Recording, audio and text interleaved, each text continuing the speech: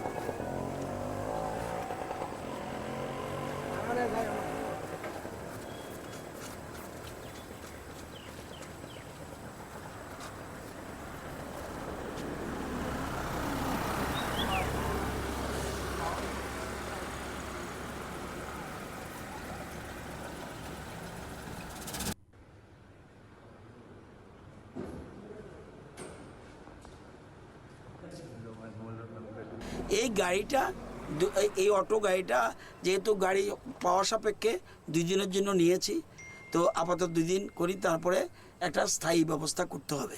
তো আমি মোটামুটি সিদ্ধান্ত নিয়েছি, এসকর্ট তো আমি দুটো নেবই না। যদি তারা ডিজিপি আমাকে বলছিল স্যার এরকম তো আমরা ছাড়বো না আপনাকে, আমি সেটা আপনাদের ব্যাপার, কিন্তু আমি নেব না। আর 2 নম্বর, আর গাড়ি যত কম ব্যবহার করা যায় ভালো। এই যে এটা কিন্তু পরিবেশ দূষণ হবে না, কিন্তু এটাই যদি আমি বাইকে আসতাম, আমার সিকিউরিটির বাইক আছে, আমি যদি বাইকে আসতাম আবার ফুয়েলের প্রশ্ন, সেই জন্য ফুয়েল কনজারভেশনের জন্য মূল উদ্দেশ্য যে ডাক দিয়েছে সেটাই আমি আজকে, এই জন্য আমি হঠাৎ করে নয়, প্রধানমন্ত্রী দেশের মানুষের উদ্দেশ্যে বলেছেন যে আমরা যেন সবাই, এবং বিশেষ করে জনপ্রতিনিধিরা এবং অন্যান্য সবাই, যাতে ফুয়েল কনজারভেশন এর উপরে গুরুত্ব দেয়। কারণ আমাদের যে ফুয়েল রয়েছে এটা নির্দিষ্ট কিছু দিনের জন্য রয়েছে। আমরা যদি সবাই এই ফুয়েল কনজারভেশনের দিকে নজর দেই, একদিকে যেমন আমাদের ফুয়েল কনজারভেশন হবে, অপরদিকে আমাদের পরিবেশ থাকবে। এই ডাকে যেন সবাই সাড়া দেয়। আমি মনে করেছি, আমার বিবেকের কাছে প্রশ্ন উঠেছে, প্রধানমন্ত্রী যদি দুটো গাড়ি নিয়ে যেহেতু দেশের প্রধানমন্ত্রী, ওনার নিরাপত্তা অনেক বেশি গুরুত্বপূর্ণ। তো আমি কালকে সিদ্ধান্ত নিয়েছি যে আমার যে 2টা এসকর্ট আছে, সেই এসকর্টটা ডিজিপির উদ্দেশ্যে চিঠি দিয়ে বলেছি আমার 2টা এসকর্টে যেন তুলে নেওয়া হয় আজকে থেকে। কালকে রাত্রে চিঠি দিয়ে দিয়েছি, যদিও উনি বলেছেন না স্যার একটা রাখুন।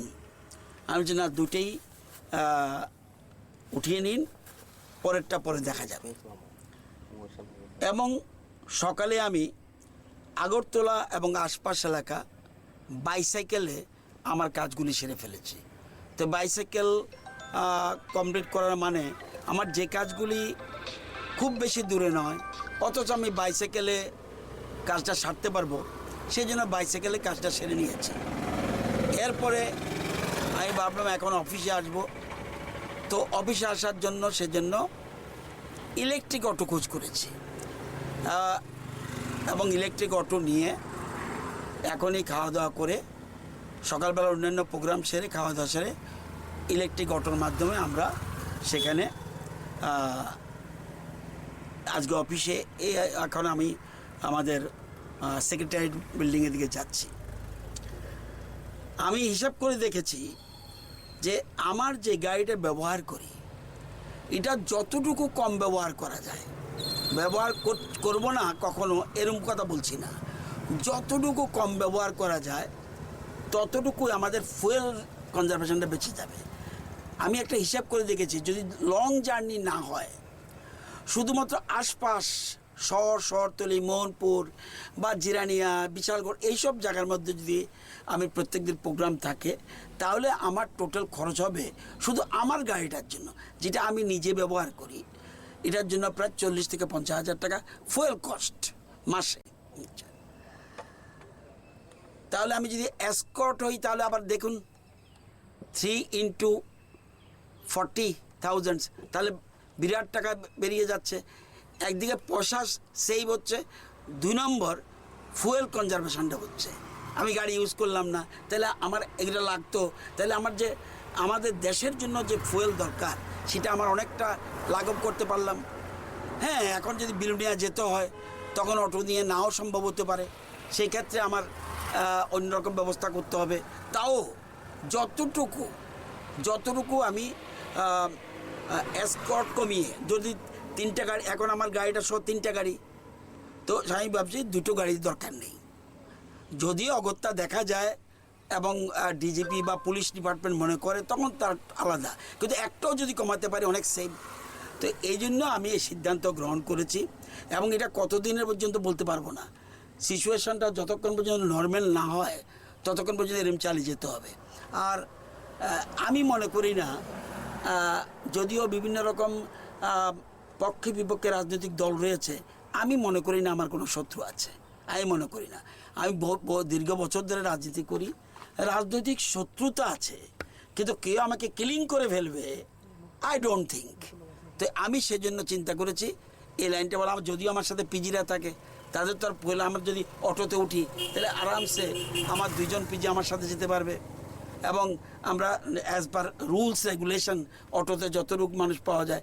আর একটা অটো যদি একবার চার্জ দেওয়া যায় 100 কিলোমিটার চলা যায়, 100 কিলোমিটার চলা যায় একটা চার্জে, এবং এই জন্য কত টাকা, 70, 80, 90, 100 টাকা যায়।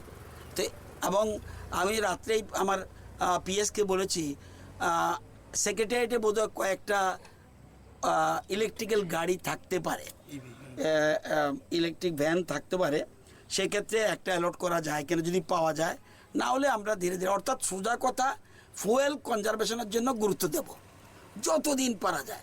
আমি যদি একদিনও করি এটা সেভ কত, আমি 2 দিন করলাম সেভ কত, 3 দিন করলাম, একটা তিল করে বিরাট।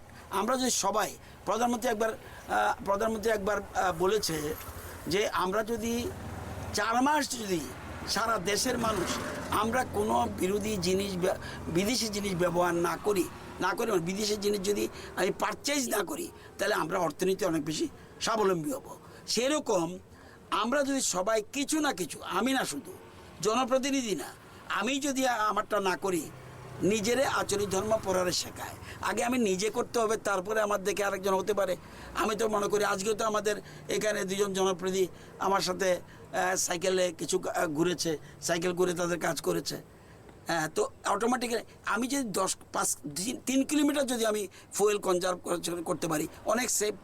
এই জন্য এই সিদ্ধান্ত নিয়েছি। আমি আমারটা বলবো, এটা প্রধানমন্ত্রীও কাউকে কিন্তু ডাইরেক্ট বলেনি তুমি ছেড়ে দাও।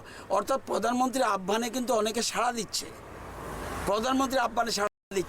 আমাদের রাজ্য সরকারও আমাদের কোনো চিঠি দিয়ে বলেনি তুমি গাড়ি ছেড়ে দাও, এসকর্ট ছেড়ে দাও। অর্থাৎ আমাদের মুখ্যমন্ত্রী আগে যতটুকু ছিল সেটার থেকে কমিয়ে নিয়েছে, তো উনি মুখ্যমন্ত্রী, উনি কমিয়ে নিয়েছে। সুতরাং আমারটা আমি বলবো, আরেকজন কি করবে এটা শুনুন। আমরা সবাই যদি সচেতন হয়ে যাই, আপনারা যদি সবাই